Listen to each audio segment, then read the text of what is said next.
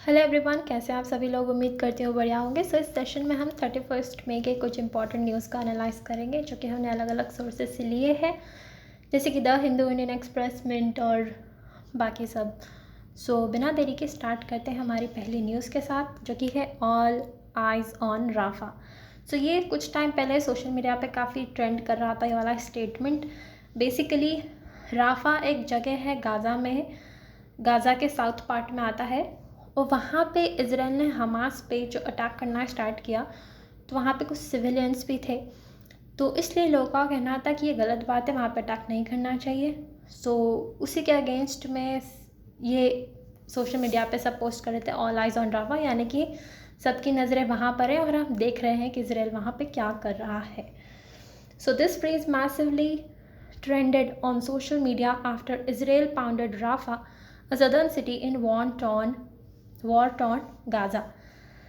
It was to condemn the killing of over 40 Palestinian civilians in Rafah. लेकिन वहीं पे Israel का कहना था कि पहली बात तो अक्टूबर में सबसे पहले हमने अटैक स्टार्ट नहीं किया था, हमास की तरफ से हुआ था। तो आप वो चीज़ क्यों नहीं देख रहे हैं कि उनकी तरफ से अटैक होता है और हम रिटालिएशन में करते हैं।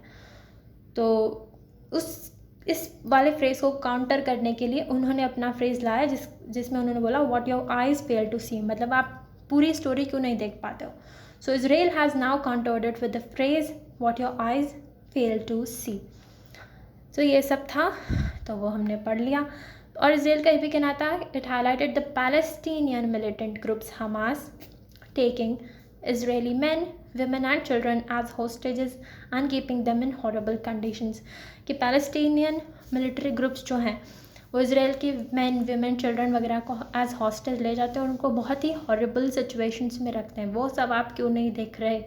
और ऑल्सो October 7 पे it was Hamas who attacked first in parts of Israel, and what Israel did was as part of retaliation to Hamas attack। ये थी पूरी बात, आई होप क्लियर हो गई होगी। अब पढ़ते हैं टेलीमानस की तरफ। जैसा कि हम सब जानते हैं आजकल काफ़ी मेंटल हेल्थ इश्यूज़ हो रहे हैं, लोग डिप्रेशन बहुत फील करते हैं, सुसाइडल टेंडेंसीज आती हैं, लोनलीनेस काफ़ी फील कर रहे हैं।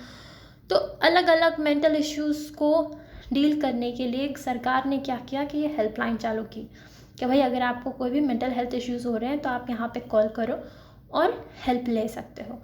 तो उसी के बारे में सरकार ने बताया कि इसमें मतलब लॉन्च किया गया था इस वाली टेलीमानस हेल्पलाइन को अक्टूबर 2022 में, और तब से 10 लाख से भी ज़्यादा कॉल इस पर आ चुके हैं। This is significant milestone achieved under the National Tele-Mental Health Program of India, as this helpline receives over 10 lakh calls since its launch in October 2022।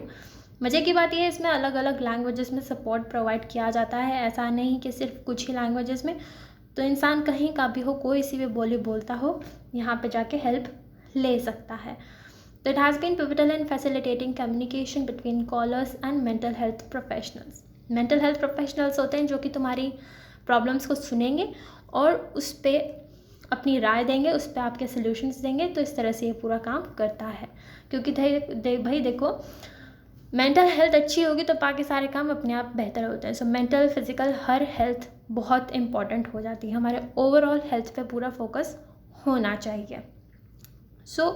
Also, to ensure ongoing care and support for those accessing mental health services, the platform incorporates callbacks for follow-up।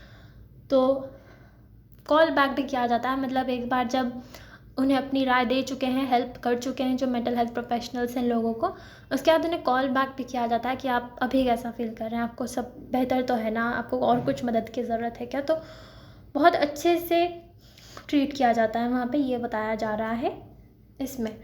And it represents a significant milestone in India's ongoing efforts to combat the mental health crisis। काफ़ी बढ़िया बात है। और मानस की full form देखें तो mental health and normality augmentation systems, ठीक है, to enhance mental health service delivery nationwide and was launched in 2022। This I have already told you. Simple सा था, I hope it is clear now. Red flag exercise. आजकल red flag काफ़ी सुनने को मिल रहा होगा तुम्हें सोशल मीडिया पे हर जगह की, रिलेशनशिप्स में काफ़ी यूज़ होती है वाली term green flag, red flag. लेकिन ये वो वाला रेड फ्लैग नहीं है, ये एक एक्सरसाइज है, मल्टीनेशनल एयर कॉम्बैट एक्सरसाइज है, जो कि अलास्का में होगी, अमेरिका में, यूनाइटेड स्टेट्स ऑफ अमेरिका में।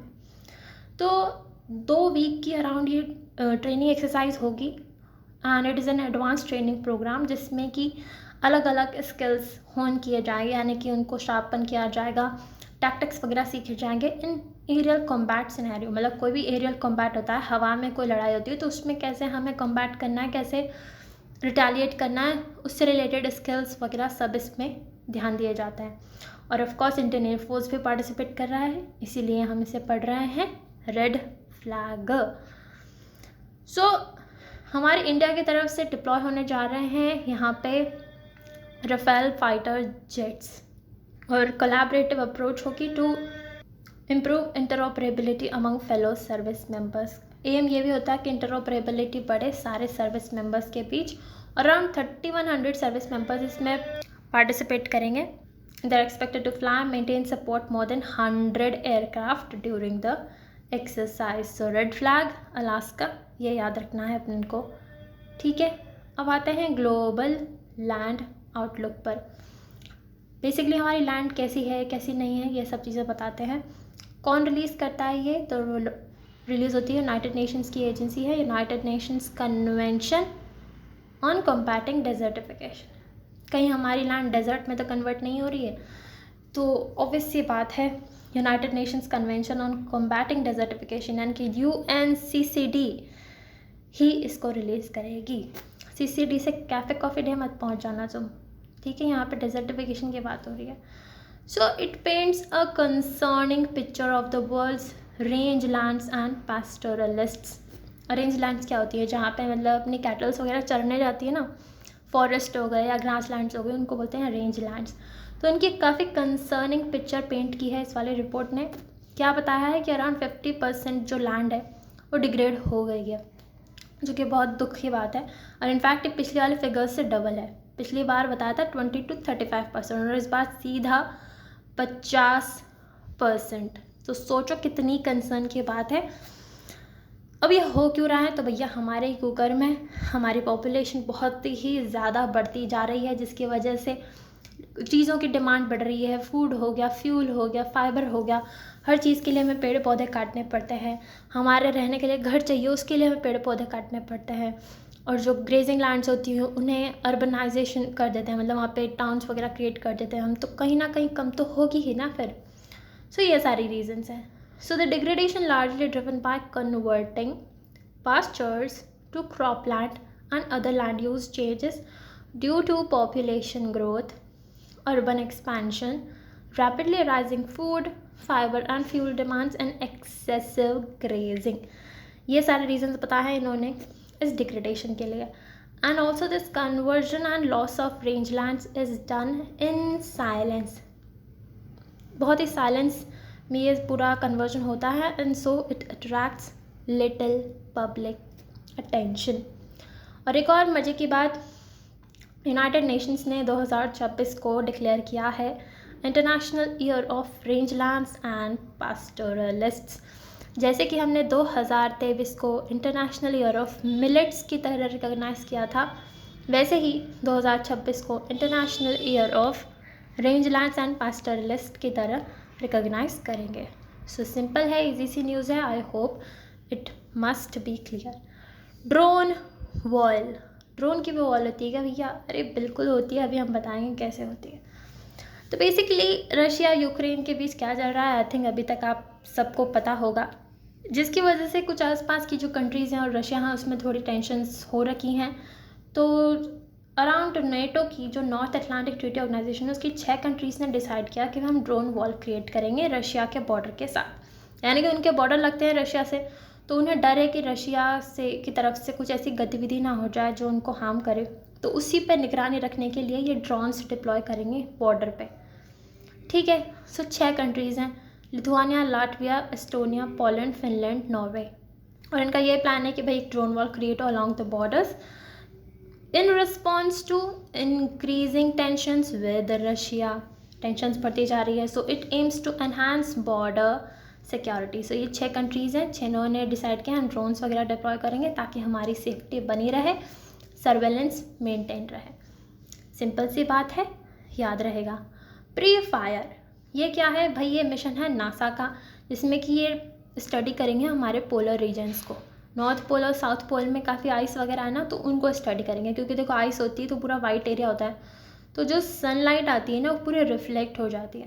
तो वो जो रिफ्लेक्ट होती है उससे हमारी अर्थ पे क्या इम्पैक्ट पड़ता है, कितना हीट लॉस होता है, वो सब चीज़ें डिस्कस या स्टडी करेंगे प्री फायर। फुल फॉर्म क्या है? Polar radiant energy in the far infrared experiment. NASA का मिशन है। नासा क्या है? National aeronautics and space administration, जो कि यूएस की स्पेस एजेंसी है। उन्होंने ये लॉन्च की एक पेयर ऑफ मिनिएचर सैटेलाइट्स, जिन्हें क्यूब सैट्स बोल लेते हैं, तो वो इस चीज़ को स्टडी करेगी to measure the heat loss from earth poles. ठीक है, सिंपल है। वैसे तो ठंडा होता है पोल्स पे, लेकिन जिसके नाम में फायर आ रहा है तो कॉन्ट्रडिक्शन से हम इसको याद कर सकते हैं। सिंपल था, इतना ही था session. I hope it help you. Thank you so much. Have a nice day.